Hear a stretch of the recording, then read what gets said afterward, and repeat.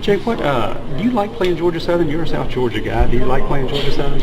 Oh yeah, definitely. And have a few friends that is playing for Georgia Southern right now that I went to high school with. One of my best friends' brother plays D-line over there, and Dante Sapp, he played at Tennessee. His little brother Darius plays D-line down there, and we all grew up like we were brothers, you know. So it's gonna be exciting getting to see him and getting to play against him. But do you see this as a game that Georgia has more to lose than gain? Because this is, I mean, Georgia Southern would love to knock off Georgia.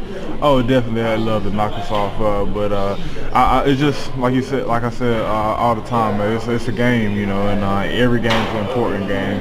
You don't want to go out thinking that any game you're gonna lose. So I mean, and they're definitely a really, really good football team. Whether people know it or not, Georgia Southern is a great football team, and they definitely gonna come in here not scared, and they're gonna come here and play really well. So we have to be prepared for them. Everyone talks about their offense, but defensively, I mean, is this a team, a Sun Belt team that you guys should be able to, kind of have your way, or if you don't, do you feel like it's a bad day for Georgia's offense?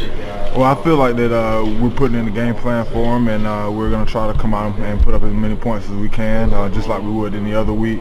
But they definitely have some really talented, athletic people on that defense that can move around. Might not be as heavy as some of the other schools we played, but they definitely have really athletic guys who can get to the football, and they're just football players, you know.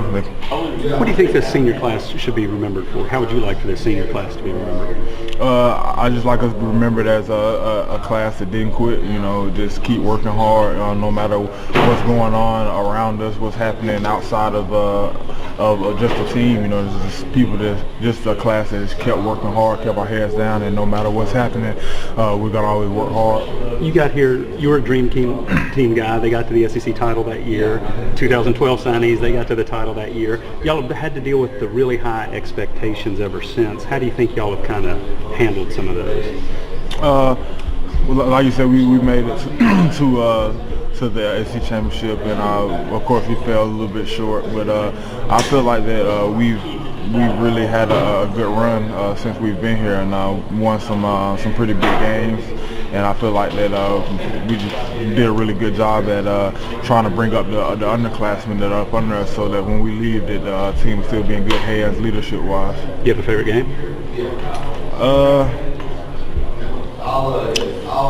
The Alabama game was a really fun one. Even I really don't like to say that was one of my favorite games because we ended up losing. But I mean, to play in the SEC championship and for it to be such a heated battle, a close game, it was a pretty fun game to play. You scored the first touchdown in that one, didn't you? Yeah, that's correct. Okay. Thank you, Jason, this past weekend talked about the transition from a huddle to a no huddle and back and forth. Does that make a difference to you? Does that make a big difference when you're calling plays? Kind of attributed some of the miscommunication to that? It's definitely different, but I say it'd be harder if we were going from a huddle situation to a non-huddle, opposed to going from non-huddle back to a huddle. I think it kind of simplifies things for everybody a little bit more. It kind of helps us communicate a little bit better. And even though we're not going as fast as we were going with the no huddle, I feel like it is making us be more smooth, you know, and smooth is fast.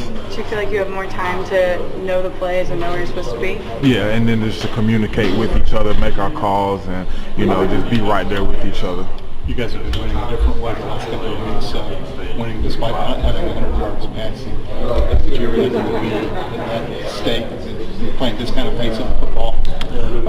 I mean, if it's working, it's working, you know, and we didn't really expect to lose a few of the games that we lost this year, but I mean, we kind of had to switch things up and kind of get back to the basics, kind of simplify things a little bit. Go like she said, we went back to the huddle, making it more smooth, getting our calls down right, you know. So I mean, it's working. So I mean, it really doesn't matter what I thought about if we were going to do it or not, or what we were going to do. As long as it's working and we're winning, you know, I'm a happy camper.